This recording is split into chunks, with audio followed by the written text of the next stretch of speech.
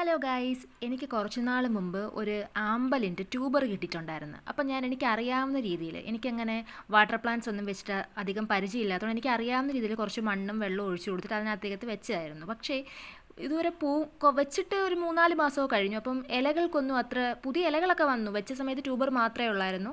പുതിയ ഇലകളൊക്കെ വന്നെങ്കിലും അതിനൊരു ദൃഢതയില്ല, മൊട്ടൊന്നും വരുന്നില്ല. അപ്പോൾ ഞാൻ കരുതി ഈ വെച്ചതിൻ്റെ എന്തെങ്കിലും പ്രശ്നമാവാനാണ് ചാൻസ്. അപ്പോൾ ഞാൻ കുറച്ച് യൂട്യൂബ് വീഡിയോസൊക്കെ നോക്കിയപ്പോൾ അവർ ഈ ചാണകപ്പൊടിയൊക്കെ ഇട്ട് കൊടുത്തിട്ട് വെച്ചപ്പോൾ നല്ല ദൃഢതയോടെ ഇലകളും കുറേ മുട്ടുകളൊക്കെ വന്നതുകൊണ്ട് അപ്പോൾ ഞാൻ കരുതി അങ്ങനെ എന്തെങ്കിലും വളം കൂടി ചെയ്തൊന്ന് വെച്ച് നോക്കാമെന്ന്. അപ്പോൾ എൻ്റെ വീട്ടിൽ അങ്ങനെ ചാണകപ്പൊടി ഇല്ലാത്തതുകൊണ്ട് ഞാൻ ആട്ടുംപുഴുക്കാണ് എടുത്തത്. അപ്പോൾ ഞാൻ ഒരു ബക്കറ്റാണ് നടാൻ എടുത്തിരിക്കുന്നത്. അപ്പം ബക്കറ്റിലേക്ക് ഏകദേശം ഭാഗത്തോളം ചാണകപ്പൊടി ഇട്ട് കൊടുത്തു.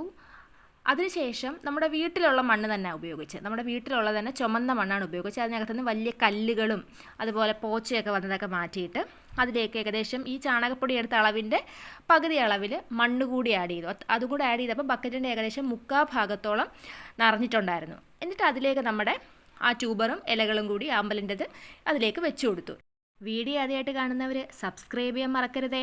അപ്പോൾ ഉള്ളിലൊരു പ്രതീക്ഷയുണ്ട്, എന്തായാലും നേരത്തേക്കാളും നന്നായിട്ട് കിളിച്ച് വരുമായിരിക്കും. എങ്കിലും ഇതങ്ങനെ വെച്ച് എക്സ്പീരിയൻസ് ഇല്ലാത്തതുകൊണ്ട് എങ്ങനെ വരുമെന്ന് അറിയത്തില്ല. യൂട്യൂബിലൊക്കെ കണ്ട വീഡിയോ അനുസരിച്ച് വെച്ച് കൊടുക്കുമല്ലേ.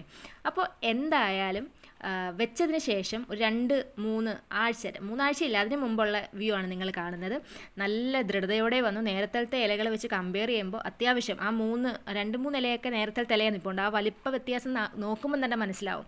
അപ്പോൾ എനിക്ക് തോന്നുന്നു ഇങ്ങനെ വെച്ചാൽ ഇനി മുട്ട പൂവൊക്കെ വരുമെന്ന് തോന്നുന്നു. അപ്പോൾ കൂത്താടി ശല്യം മാറ്റാൻ വേണ്ടിയിട്ട് 2-3 ഗപ്പികളെയും കൂടെ ഇട്ട് കൊടുത്തിട്ടുണ്ട്.